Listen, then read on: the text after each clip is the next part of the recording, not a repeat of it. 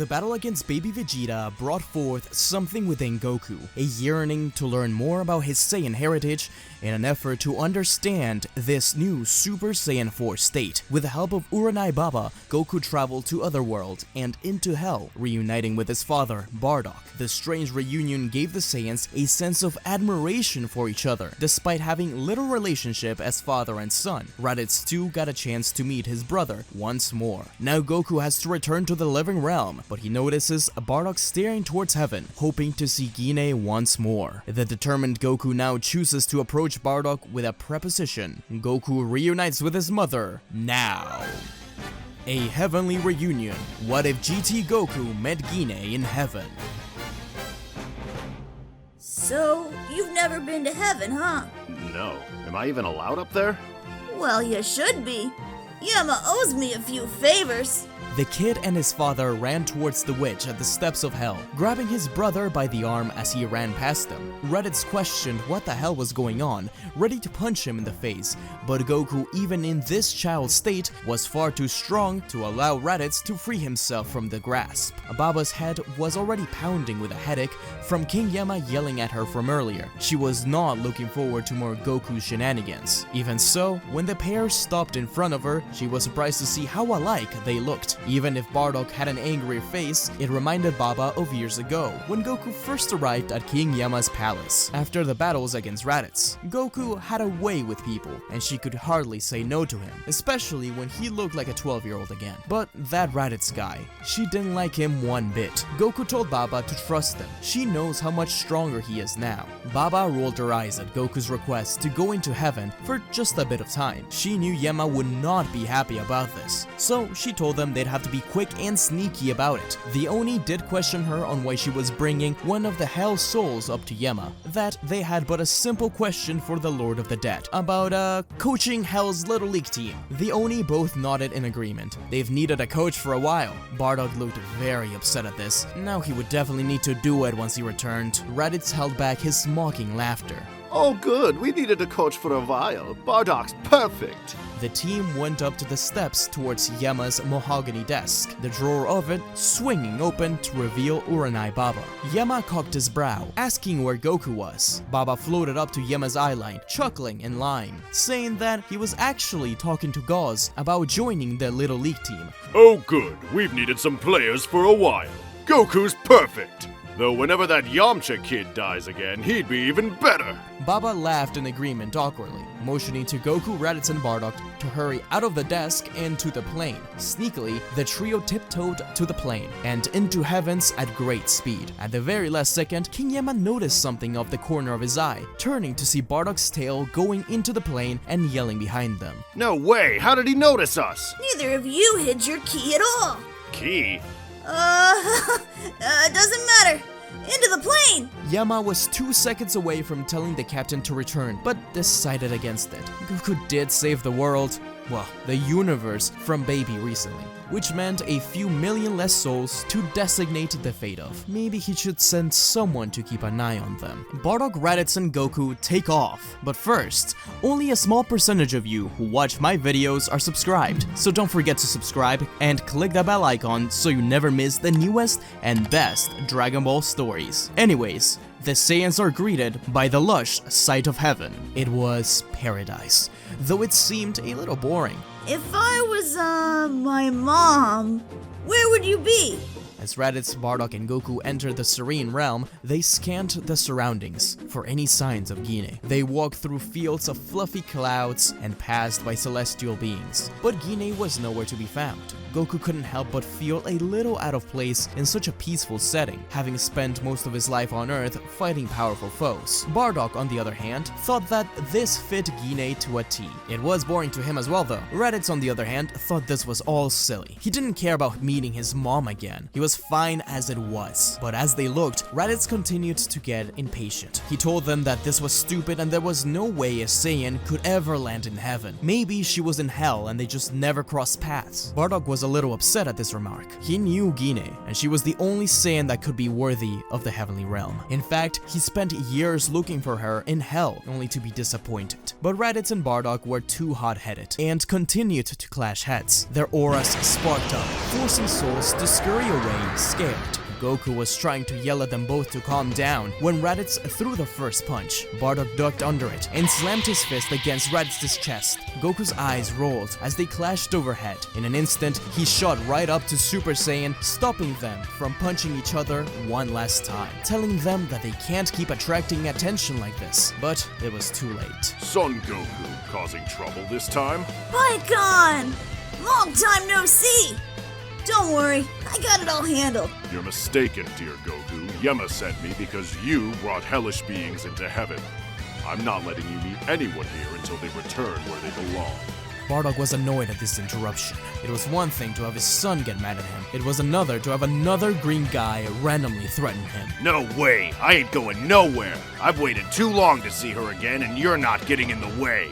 Bardock, fueled by his Saiyan instincts, charged forward with a blinding speed. Pycon dodged all of the attacks and countered with swift punches, which sent Bardock spinning back to his eldest son. But Bardock didn't give up, pushing off Raditz and rushing back in. Raditz cursed under his breath. He was annoyed and frustrated at this entire thing. Clearly, Bardock had underestimated his opponent. Seeing his father pushing himself against Pycon still made him feel a sense of pride, as he hadn't seen his father fight since he was very young. He had heard stories about Bardock getting strong, facing powerful opponents well above his level, and yet still pressing on. Raditz wouldn't grow if he cowered away like he always did. Raditz, finally determined to act, pushed himself at the enemy. Perhaps, secretly, he too wanted to see his mother. Raditz followed Bardock's lead, launching a barrage of ki bullets. His attacks packed a punch, causing small explosions upon impact. Raditz's ruthless nature came into play as he relentlessly pressed on the attack, determined to overpower Pycon. Even so, Pycon was barely bothered. He had gotten stronger since his battles against Goku in the Otherworld tournament. Goku, initially hesitant to fight against Pycon again, finally joined the battle eagerly, after seeing his old adversary fight after such a long time, telling Pycon that no one's gonna stop him now. He's come too far. He tapped into Super Saiyan once more, his aura blazing with golden energy and unleashing a whirlwind of combinations. He moved with unparalleled speed, weaving through Pycon's energy blast and delivering a lightning-fast strike that left Pycon speechless. The thunderstorm of attacks caused the heavenly souls to hide away, getting the attention of some others. Pycon knew Goku was the only one of the three who stood a chance against him, yet the rest of his family didn't back down. It was like they all wanted to fight together. So that was it, huh? Pycon was impressed by the Saiyan family's tenacity and skill. He defended himself, dodging and parrying attacks. With Goku being the only real competition, he grabbed both Raditz and Bardock by their tails. But to his surprise, they had both trained them. Bardock already had experience with enemies grabbing his tail, while Raditz had to force himself to train it after his battles on Earth, promising himself to never fall for that trick again, like the one Kakarot had used on him. Bardock and Raditz charged a ki ball together and fired it at Pycon's face. It didn't hurt much, but it was a sure annoyance. His weighted clothing came off, erupting his power even further and forcing Goku and the others into the defensive.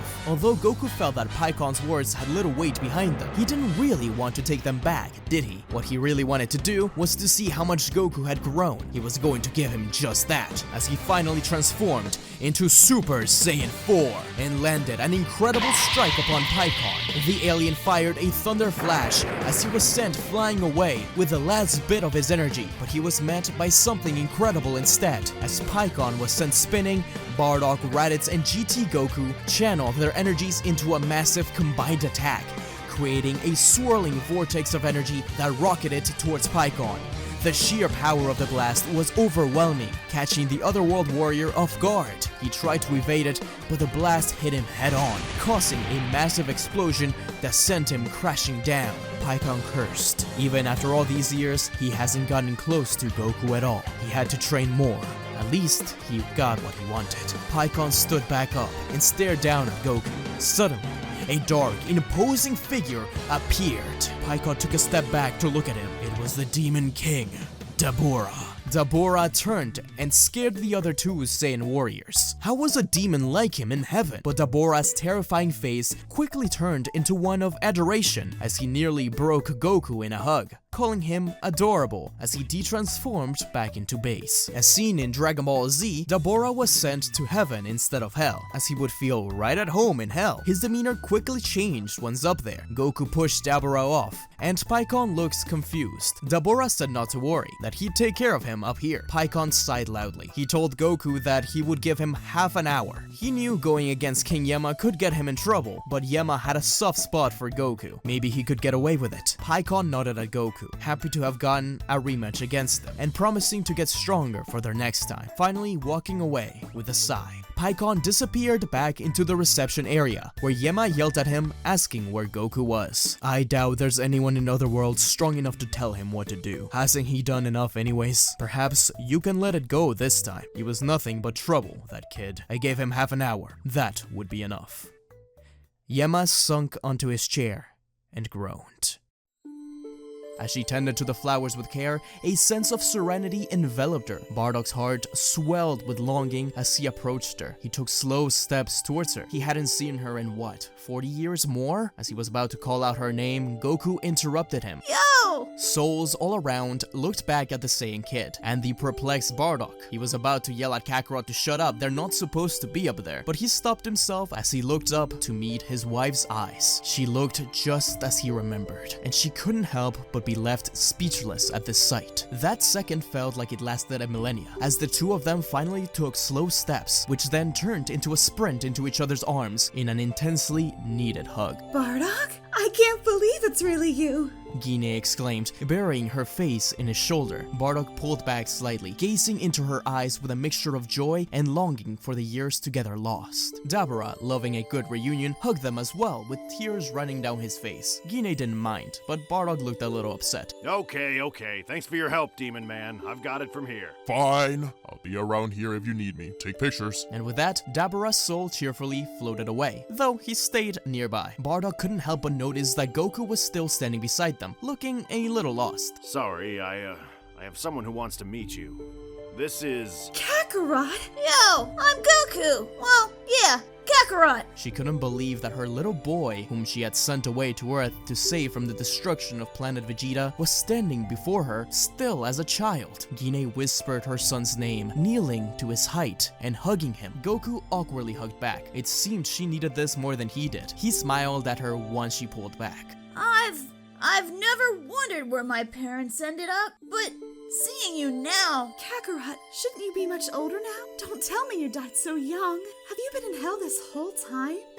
Yeah, well, a magical dragon turned me into a little kid before it blew up Earth. Goku explained, as if it was the most normal thing in the world. Bardock and Gine exchanged puzzled glances, but they didn't dwell on it for long. They were too overwhelmed with joy at finally being reunited with their son and each other. The family of Saiyans stood there in heaven, basking in the warmth of the long-awaited reunion. Bardock held Gine close, never wanting to let her go again, and Goku watched them with a mixture of happiness and curiosity. He had so many questions about his Saiyan heritage and his parents, but for now, he was content to be in their presence. That's when Gine looked up, seeing the scowl of her firstborn. Gine stood up and looked at him with a smirk. Raditz had grown into a handsome man, punching his chest softly. She knew how Raditz was, a lot colder and similar to that Vegeta kid he always hung around. Raditz remained his cold self as he nodded at his mom, yet his eyes softened ever so slightly at the sight of her. He couldn't deny the feelings he had, and the curiosity that had been stirred within him upon meeting his mother for the first time in so many years. Raditz had always been guarded, keeping his emotions in check, but Gine's presence was changing something deep within. Raditz, dear, it's so good to see you again. Yeah, whatever. Gine chuckled softly, knowing that Raditz's tough exterior was just a defense mechanism. He had been alone for so many years with that jerk Vegeta, so she didn't entirely blame him. I understand you're not one for sentimental moments, but I've missed so much of your life, Raditz. His scowl deepening as he tried to hide his emotions that were threatening to surface. It doesn't matter. I've grown up just fine without you. Bardock rolled his eyes and wrapped his arms around Gine and Raditz, bringing them both into a hug. He didn't care. This was a good moment. Even Raditz couldn't help but smile a little. This is what Bardock had fought for all the way back in the day. Despite how things may have ended, they were reunited for the first time ever as a family. Goku put his arms on the back of his head, tilting it as he wondered if Vegeta's family was just as weird. As Bardock, Gine, Raditz, and Goku were sharing this heartfelt moment, Piccolo suddenly appeared, looking baffled. What the hell are you doing in heaven, Goku? I just saw you in hell, and I distinctly remember telling you to keep it down. Goku blinked in confusion, scratching his head. He didn't expect to see him so quickly after just meeting him in hell. Either way, it was always great to see Piccolo. The Namekian crossed his arms in irritation. Great? No, it's not great. You're causing chaos in the afterlife. You can't just go back and forth like that, Goku. It's not how it works. Kakarot knew the Namekian? Everybody looked at Gine in confusion. Piccolo explained that he had been taking care of things in heaven. Not that it was difficult, it was actually quite boring. He'd much rather be in hell, where things actually happened. Gine had seen him scold some souls. She was a little afraid of him. Goku finally told Piccolo to relax. Pikkon didn't turn him in. Clearly, it was okay for now. Piccolo rolled his eyes and told Goku to be careful. He had formed his own bonds of friendship and family with Goku and the others over the years. Despite his initial reluctance, he finally said, fine, returning to his nearby meditation. The family talked for longer, with Goku asking her about their adventures, and heavily disapproving of the planet conquering. This, in fact, started an argument to which Piccolo opened an eye to stare Goku down, which quieted him down. Eventually, the conversation shifted to the many years they missed. This led Gine to a revelation as he heard Goku's stories. Kakarot, the truth is, even if this is our first proper meeting, an old man, long ago, told me of the misadventures of his grandchild. That old man, Gohan, he told me all about you. I didn't realize it back then, but you were his Goku, weren't you? Your crazy adventures, and all the friends you've made, even the family you have now. Though I couldn't be with you, that Gohan told it in such a way in which I could cheer for his grandson. Now I realize I've been cheering for you the whole time. Goku blushed some and looked down. So his grandfather was around, huh? He was happy to hear he'd gotten to meet her. Perhaps he could look for him next. He tilted his head, asking if Gohan was around. Gine sadly shook her head, saying that he often comes and goes, as he has some business at the Sacred Furnace. Oh well, Goku thought, maybe next time. Gine then turned to Raditz, slapping him in the back of the head. When I told you where your little brother was gonna land, it wasn't so you would try to kill each other. Raditz growled at his mother, both their auras sparking up for a second, but Bardock and Goku laughed. Gine sat back and chuckled. It was great to be all reunited. So, he did defeat Frieza after all, huh? Goku jumped to his feet, telling his mother that it was because of their sacrifice that he managed that. In fact, Vegeta's words to him before his battle began made him wonder for the first time who his parents were, as he said that Frieza killed not only the Saiyans and the Namekians, but his parents. He was glad that it was finally coming full circle. In a flash, Goku's hair spiked up, his aura opening into a golden one. For the first time, Gine could see the sight of the legendary Saiyan.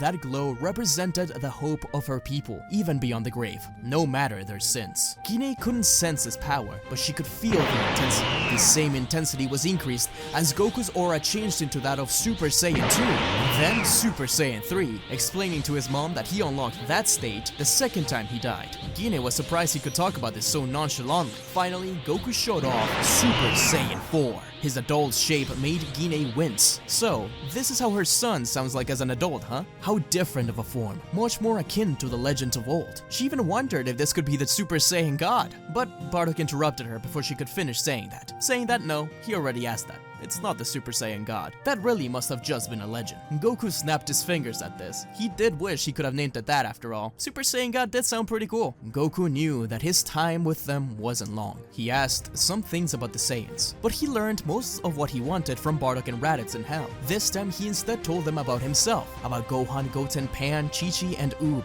the many adventures he's had with his friends, and the enemies he found along the way. Gine was actually pretty upset at Goku when she found out that he let himself get a heart virus, even when he was warned about it. But none of it mattered now. She was just happy that he grew up strong and hoped to meet his family one day. Goku promised her that. What was probably most surprising to her was the fact that Vegeta was still around. Not only that, but he was one of the greatest saviors of the universe. She never liked that kid too much, thought he was a bad influence on Raditz. She was right, but as it turns out, Goku was an even greater influence on him. As the celebrations wind down, Goku heard the voice of Pikkon call for him once more, and his family. This time the North Kai, who yelled at Goku loudly to never do this again. King Yama got very upset at him. He knew Goku would listen to King Kai more. Goku jumped to his feet and dusted himself off, telling Gine that he should probably get going. He has a tournament to go to soon. Gine wished her son luck and told him not to go too hard on the Earthlings. Gine brought them all in for a hug one last time as Dabura jumped in too, out of nowhere. Raditz hated it. Paikon stood imposingly behind Raditz and Bardock as they began to walk away, making sure they couldn't escape anywhere, as Goku sped over to King Kai. He waved them all off. Piccolo, Dabura, Gine, Raditz, Bardock, and Paikon, but he focused on his family. It was bittersweet. He was glad he finally got to meet them. He had never wondered before where he came from. It never really mattered to him, as he grew into the person he was meant to be, thanks to the teachings of Grandpa Gohan, Master Roshi, and the help from his friends. But now, knowing his past and his family, he saw a lot of himself and his kids in them. Raditz was the only one not to wave back, though he did smirk. But Gine was having a difficult time. She was crying. Was she really ready to let go of Bardock and her kids so soon after reuniting? As the male Saiyans walked away, Dabura noticed the sadness in Gine's eyes. He then hunched down to her ear and whispered, Hit me. What? As hard as you can. Don't stop. She wasn't sure what he meant, but Gine quickly caught on once she saw his reaction. Dabura was punched hard, but nothing that would hurt him. Even so, he pretended to be sent across the plane and into Piccolo, getting everyone's attention. Piccolo pushed off Dabura, but was soon hit by a blast aimed at the other Demon King. This angered Piccolo greatly. Bardock was left with his mouth hanging, yelling at Gine to stop and asking her what the hell was going on. Someone stop her. She's a monster. Ah. Whoa, Mom, what are you? But Raditz extended his arm out over to Goku, telling him to be quiet. He could see through it. Gine continued on the assault, firing blasts at Dabura and Piccolo, with Piccolo quickly catching on as well. That was kind of smart. He also played it up, yelling out in pain. If he ever wanted out of heaven, this would be the way to do it. Bardock finally understood as well. The true Saiyan warrior is back. Oh no, Gine! She was impossible to keep down when she got like this. She's a demon! We used to call her the legendary Super Saiyan. Please keep her in heaven, otherwise hell will be worse. Souls scurried away, afraid of Gine. King Kai and Paikon both sighed loudly, as they heard King Yama once again yell at them telepathically that they better get going back to hell, and to bring Gine along with them. Clearly, he made a mistake. Goku watched as Paikon grabbed onto Gine, Raditz, and Bardock, with Gine giving Goku a cheeky smirk, letting Goku know that everything would be okay. Bardock nodded at his son, thanking him for everything. This was the greatest gift he could have ever gotten, and finally, the family disappeared to hell. King Kai grabbed onto Goku and dragged him to Uranai Baba at the check-in station. Piccolo tells Goku that he'd better not see him in hell nor heaven anytime soon. The small Saiyan laughed. Finally, he arrived at the check-in station. He was shooken up by Yama yelling at him and Baba, but that quickly went away as Goku thought of how incredible it was to have gone on this small adventure. Now, it was time to return to the peace his adoptive world had finally offered him. He hoped one day he'd meet them again. He had a feeling he would. Unknown to him, not only Earth would be in danger once more in just a few days, but his final adventure would soon be at hand. Gine, Bardock, and Raditz ended up in hell. I can't believe you did that, you crazy woman. But are you sure? Going from heaven to hell... Oh, come on, Bardock. Not the first time we've been in hell together. We're a family again. I wouldn't have it any other way. Both of you are terrible actors. Gine, Bardock, and Raditz all laugh, happy to finally be together, and hoping to see Kakarot in the future. But until then, their adventures come to an end. For now, next, what if GT Goku met his parents?